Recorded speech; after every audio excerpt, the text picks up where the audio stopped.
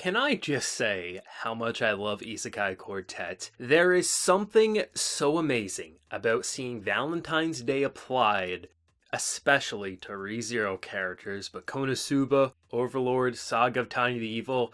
It just works so naturally despite our initial reaction wanting to push back saying, that doesn't make sense, this is a series that is about suffering and torment.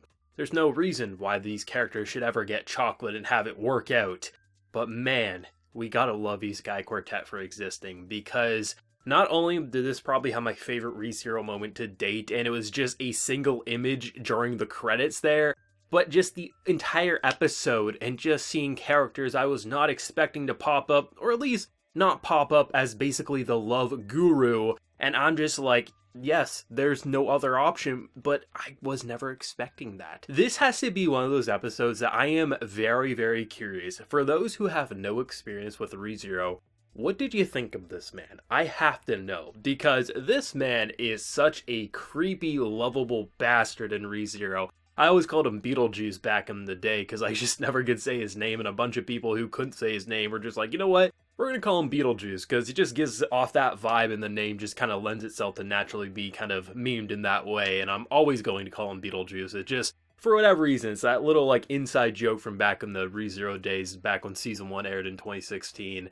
This man, I need to know what people thought of him if you've never watched ReZero. And for those of us who have watched ReZero, seeing him as pretty much the love guru was everything that we could probably want as ReZero fans. But I have to say, the credits were so rewarding. Now, as I said, this had my favorite ReZero moment today. A big thing when ReZero aired was the Rem versus, well, Amelia debate. And I'm one of the rare anime fans who does not care about shipping. I don't care which characters end up with who, as long as the writing explains, why a character feels the way they do. But it was a fun little war that kind of went on. And the fact that in a single image, it shows Subaru so happy getting duty chocolates, which is basically like either your work together or your friends. Just that generic, like, hey, I'm associated with you, and yeah, they're friends, but there's your chocolate. And then you have Rem with like the biggest heart-shaped box completely ignored. That has to be the most in ReZero character moment I've seen in this series to date, and that was such a slap in the face for Rem fans, I already know. That shit had me dying. I paused and just was like soaking it in.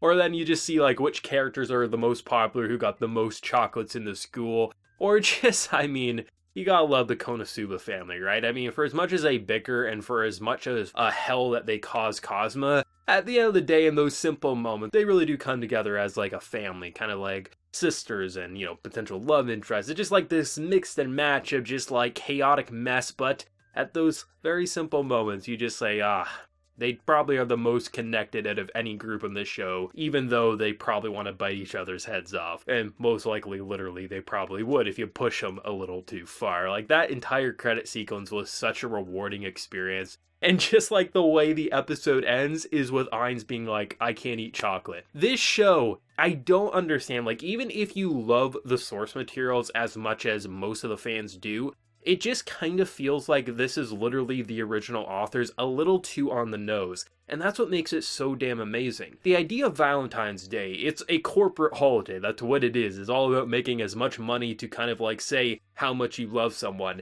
But the aesthetic for Valentine's Day is very pleasing to the eyes, which is why I think even though most people know it's a corporate shill, people just kind of like the reds and the purples and things like that. And even though this really didn't have a Valentine's Day like visual flair to it, it was pretty much the most Valentine's Day we got was them making chocolates. There's something about looking at ReZero, Overlord characters, any of the characters in this show, and say, I want to see Valentine's Day. I don't want to see Subaru die and return by death before he can get his Valentine's Day chocolate. I want to see, if this was to function normally, no chaotic mess happening, just characters debating who gets the chocolate, what would that look like? And I think this played out exactly how most diehard fans would want it to play out, feeling like it's totally in character while also seeing things we couldn't predict.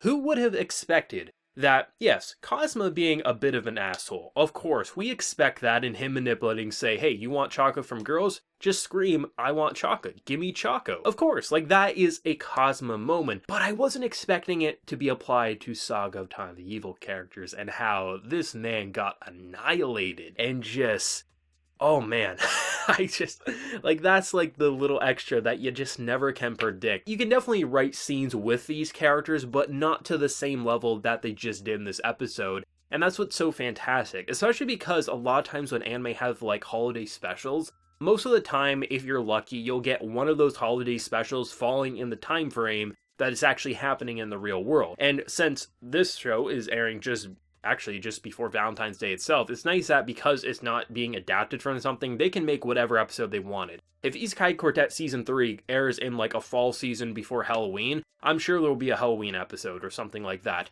I like how because it's not like tied down to the existing source materials or having to follow a timeline, they can just say, you know what, let's do a Valentine's Day episode. And in doing so, they create, in my opinion, the most memorable episode of this anime to date in both seasons. I enjoyed it that much. I watched it twice. I finished it, I was like, nope, we're gonna rewatch it. Immediately rewatched it, and I was laughing even more than I did the first time around. And the first time around, I was already just almost near tears laughing. And maybe not everyone will have that same reaction to Isekai Quartet, but for me, it hits my funny bone in all the right ways, and is why it's one of my favorite comedy anime of all time. I mean, it just literally knows how to take the most basic idea, but then you take something and you think to yourself, if you really are a ReZero fan, if you really are a Konosuba fan, there are these like simple things in the world that we would want to see naturally happen to them because either they deserve it, they deserve a break, or you just want to see what would really happen if they did get Valentine's Day chocolate. And of course, someone like Subaru would ignore the giant love from one character and go for the kind of like,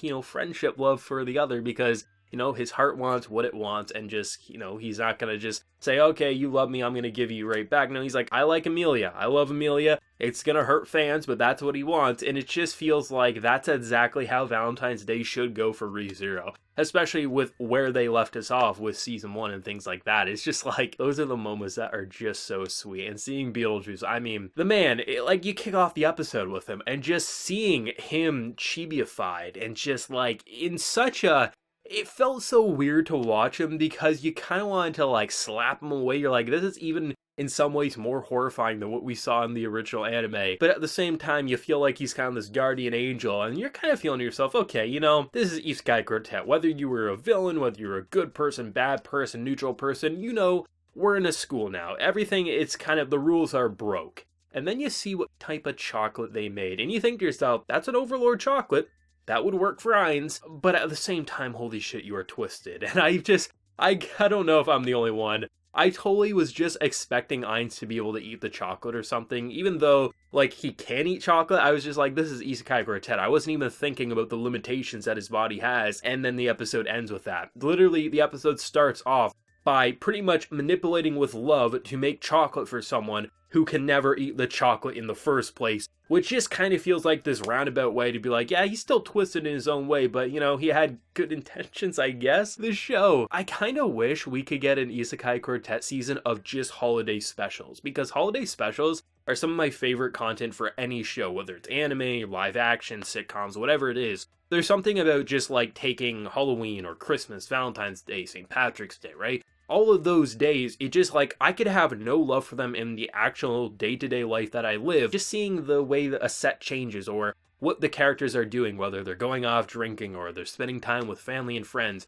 I love those, and I could have an entire season of Isekai Quartet just taking those holidays, whether they're corporate bullshit or something that people really do cherish, applying it to these 4 series is so damn amazing. And I'm not even mad that the only Shield Hero content I got in this episode was literally just seeing Best Dad give his girls chocolate. No voice acting, just a still image, but hey, I'll take whatever you want to give me at this point in time. You tease me with Shield Hero, I'm just glad we got some Shield Hero because we haven't seen him in the past couple of episodes. This show is just an absolute delight, and I love how even after now 5 episodes into season 2, we've now had 17 episodes of Isekai Quartet. It doesn't really feel repetitive in the slightest. It really does feel like, truly think you could probably do 5 seasons worth of content with these 4 series alone. Especially if they explored more and more like actual like real holidays and things like that. Give them a school trip, do things like that. There's so many ways just with these series alone that we can think to ourselves, there's a season's worth of content with just ReZero ideas,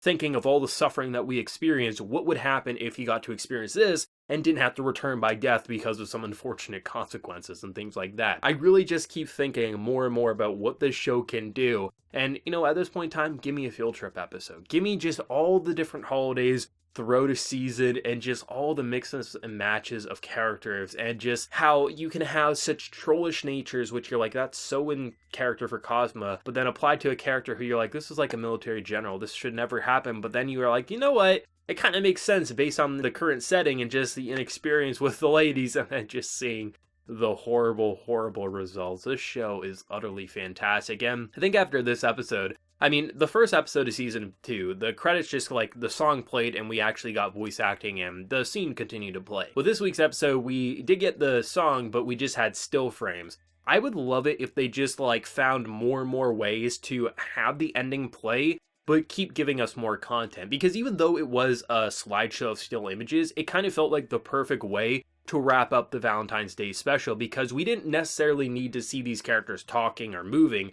Just show most important reaction to getting chocolate and who they gave the chocolate to. And man, that was like everything I wanted. I saw some chocolate giving that I was not expecting, and some I was like, that's exactly what needs to happen. And I'd say, yeah, the highlight of this episode had to be the ReZero chocolate moment, because that is the most season 1 ReZero moment you could possibly do applied to such a basic holiday. And I'm like, that is exactly what it would be. It really would. I know it's going to return that whole War Rem versus Amelia debate, but hey, that was the most ReZero thing that we've seen yet, and I absolutely loved it. This show is a delight, and I continue to look forward to it every week. It perks me up, it makes me excited for more, and it's still probably the most anticipated show every single week for me because I know how much I'm going to enjoy it. But let me know your thoughts down in the comment section below. Favorite moment, what did you think of the Valentine's Day twist to 4 pretty serious shows, all things considered, as even Konosuba, depending on how you look at it, can be a pretty damn tragic show depending on perspective. But let me know your thoughts, and be sure to like the video if you did enjoy, and remember to hit that subscribe button if you happen to be new around here. So until next time, everyone, please take care and have a good one.